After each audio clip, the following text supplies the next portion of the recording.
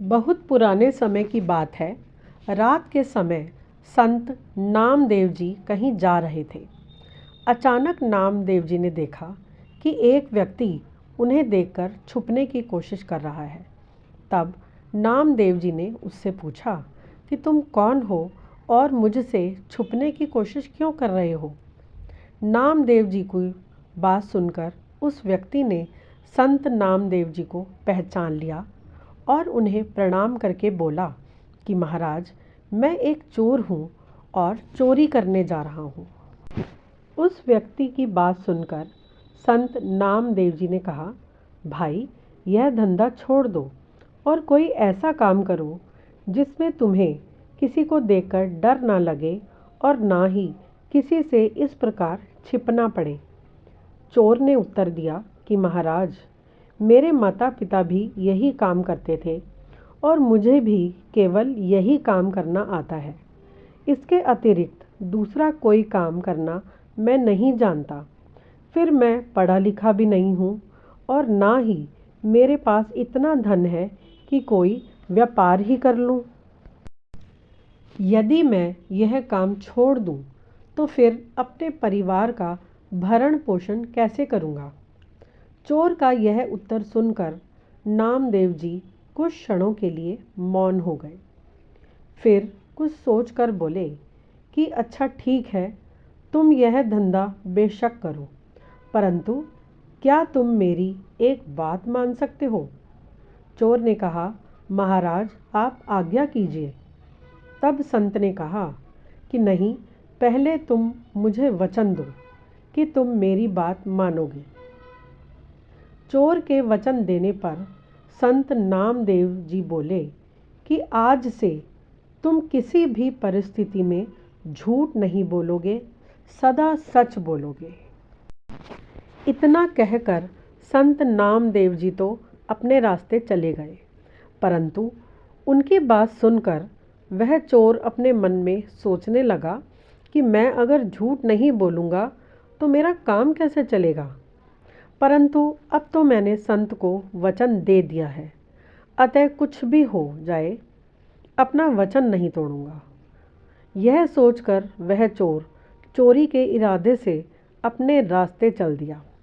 कुछ दूर जाने पर उसे एक और व्यक्ति नजर आया। वास्तव में वह व्यक्ति वहाँ का राजा था, जो अपना भेष बदलकर नगर का भ्रमण कर रहा था। राजा ने भी उस चोर को देख लिया और धीरे से उससे पूछा, तुम कौन हो और इतनी रात को कहाँ जा रहे हो। चोर मन ही मन सोचने लगा कि झूठ तो मैंने बोलना नहीं है, इसीलिए सच ही बता देता हूँ, जो होगा देखा जाएगा।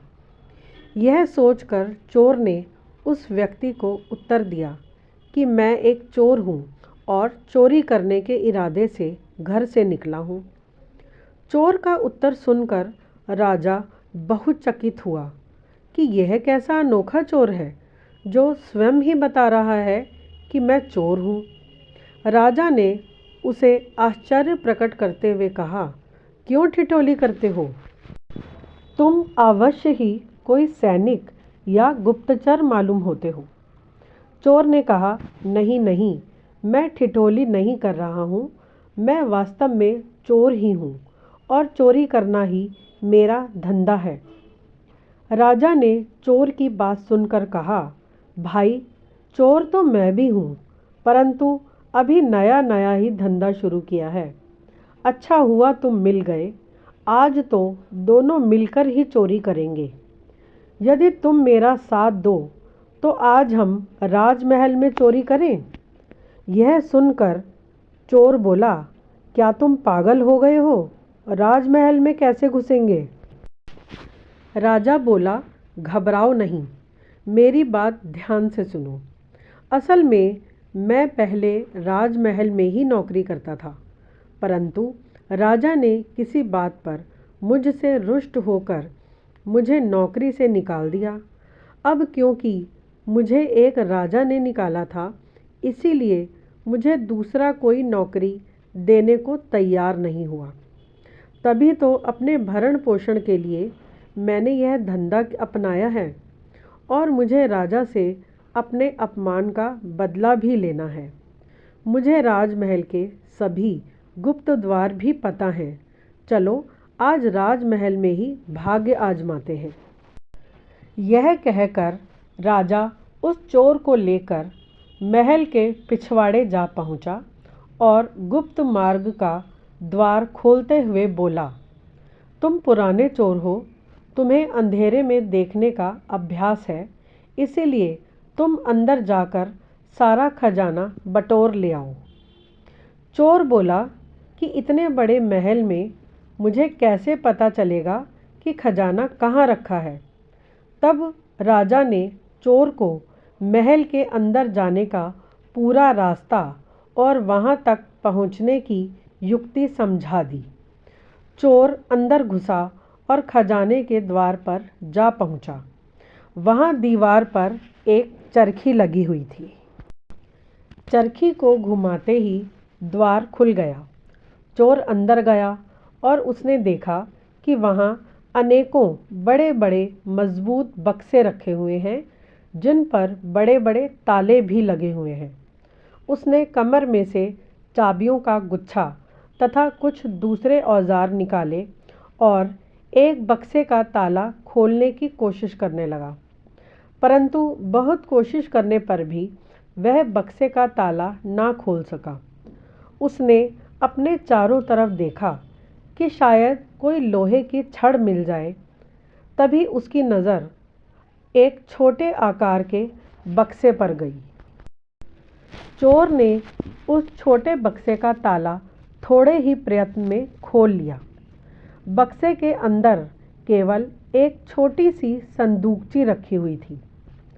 चोर ने जैसे ही वह संदूकची खोली, उसकी आंखें खुशी से चमक उठीं। उसमें 3 बहुमूल्य हीरे रखे हुए थे।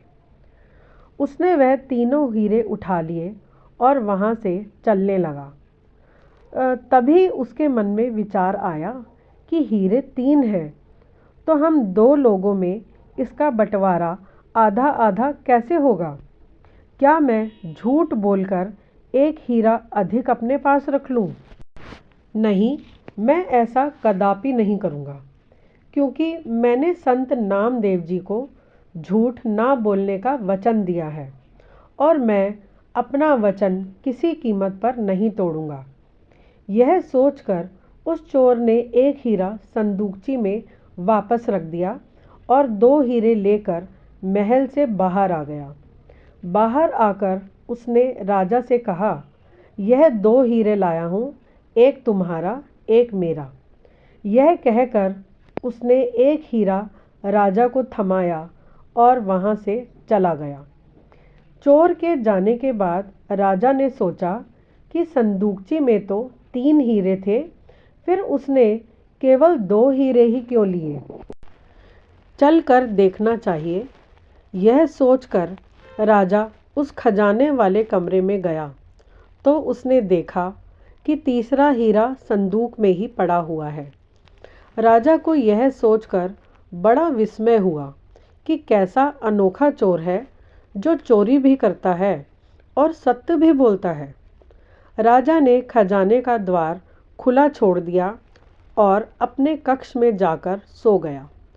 सुबह होते ही पूरे महल में हल्ला मच गया कि राजमहल के खजाने में चोरी हो गई है। राजा ने अपने मंत्री को बुलवाया और चोरी की पूरी जानकारी ली। मंत्री बोला कि महाराज, यह अवश्य ही किसी भेदी का काम है। तब राजा ने अपने मंत्री को कहा कि मंत्री जी, इसकी जांच की जाए और जल्द से जल्द चोर का पता लगाया जाए। जो आज्ञा महाराज कहकर मंत्री खजाने वाले कमरे में गया। तब उसने देखा कि सभी बक्से ज्यों के त्यों रखे हुए हैं, लेकिन एक छोटी सी संदूकची का ढक्कन खुला हुआ था।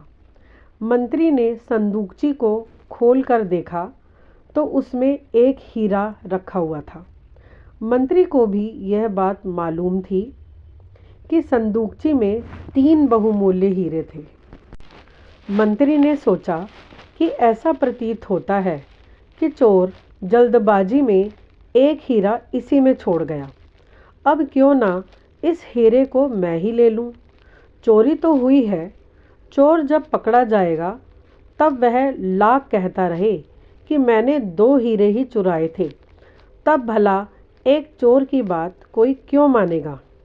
यह सोचकर उसने वह हीरा अपनी जेब में डाल लिया और फिर जाकर राजा को सूचना दी कि महाराज, बाकी सब बक्से तो ठीक ठाक रखे हुए हैं, केवल वह चोर एक छोटे बक्से में रखे हुए तीनों हीरे चुरा कर ले गया। अपने मंत्री की यह बात सुनकर राजा मुस्कुरा दिया और उसे शीघ्र ही चोर को तलाश करने का आदेश दिया। तलाश शुरू हुई और खोजियों द्वारा शीघ्र ही चोर को पकड़कर राज दरबार में राजा के सामने पेश किया गया। तब राजा ने चोर से पूछा कि क्या रात को तुमने ही राजमहल में घुसकर चोरी की थी। तब चोर ने हाथ जोड़कर कहा कि हाँ महाराज, मैंने ही चोरी की थी और मैं इसका दंड भुगतने के लिए भी तैयार हूँ, परंतु मेरे साथ एक अन्य व्यक्ति भी इस चोरी में शामिल था। मंत्री ने पूछा, वह कौन है, उसका नाम बताओ। चोर ने उत्तर दिया कि मैं उसका नाम नहीं जानता और ना ही यह जानता हूँ कि वह रहता कहाँ है। कल रात को पहली बार ही उससे मेरी मुलाकात हुई थी और उसी ने मुझे राजमहल के खजाने का गुप्त रास्ता भी बताया था। चोर की बात सुनकर मंत्री कहने लगा, वाह, क्या कहानी गढ़ी है। चुपचाप अपने साथी का नाम और पता बता दो, वरना कोड़े मार मार कर तुम्हारी खाल खिंचवा दूंगा। चोर बोला, आप जो चाहे सलूक मेरे साथ करें, परंतु मैं सत्य कह रहा हूँ। कुछ सोचकर वह चोर बोला कि महाराज, मैं आपको कल रात की पूरी घटना सुनाता हूँ। यह कहकर उस चोर ने रात की पूरी घटना ज्यों की त्यों वर्णन कर दी और जो हीरा उसके पास था निकालकर राजा के सामने रख दिया। यह सब देख सुनकर मंत्री क्रोध से भड़क उठा और बोला कि तुम एक चोर हो और तुम चाहते हो कि हम तुम्हारी बातों पर विश्वास कर लें। तुम कहते हो कि तुमने 2 हीरे चुराए, लेकिन उस संदूक में 3 हीरे थे, तो फिर तीसरा हीरा कहाँ गया। चोर के कुछ बोलने से पहले ही राजा बोल पड़ा कि मंत्री जी, यह चोर बिल्कुल सत्य बोल रहा है। हीरे 2 ही चोरी हुए थे और उसमें से एक हीरा इसने अपने साथी को दे दिया था और एक स्वयं रख लिया था। और इसका सबूत यह है कि रात को इसका दूसरा साथी मैं ही था। कल रात जब मैं भेष बदल कर नगर में घूम रहा था, तब इससे मेरी मुलाकात हुई थी। जो हीरा इसने मुझे दिया था वह यह रहा। इतना कहकर राजा ने अपनी जेब में से वह दूसरा हीरा निकालकर सबके सामने रख दिया। राजा की बात सुनकर दरबार में सन्नाटा छा गया। कुछ क्षण मौन रहकर राजा ने फिर कहा कि जब यह मेरा हिस्सा मुझे देकर चला गया, तब मैंने खजाने वाले कक्ष में जाकर उसकी जांच की और यह देखकर चकित रह गया कि सचमुच तीसरा हीरा संदूक में ही रखा था। तब राजा ने मंत्री की ओर देखकर कहा कि मंत्री जी, अब वह तीसरा हीरा आप अपनी जेब से निकालेंगे या मैं सिपाहियों को बुलाऊं। राजा की बात सुनते ही मंत्री भय से थर थर कांपने लगा। राजा के आदेश पर हीरा मंत्री के पास से बरामद कर लिया गया और चोरी के अपराध में उसे कारागार में डाल दिया गया। तत्पश्चात राजा ने चोर से पूछा कि तुम चोरी भी करते हो और फिर सत्य भी बोलते हो, इसका क्या रहस्य है।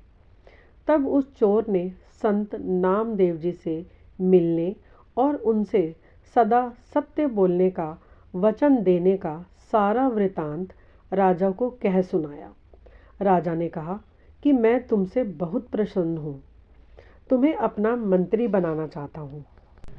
राजा की बात सुनकर उस चोर ने कहा कि महाराज, यह तो आपकी मेहरबानी है, परंतु जिन संत का वचन मानने से ही आज मुझे आप मंत्री पद देने को तैयार हो गए हैं, अब मैं अपना पूरा जीवन उनकी शरण में ही रहकर उनके बताए मार्ग पर चलकर अपने जीवन का कल्याण करना चाहता हूँ। इतना कहकर वह सत्यवादी चोर संत नामदेव जी की शरण में चला गया। धन्यवाद दोस्तों।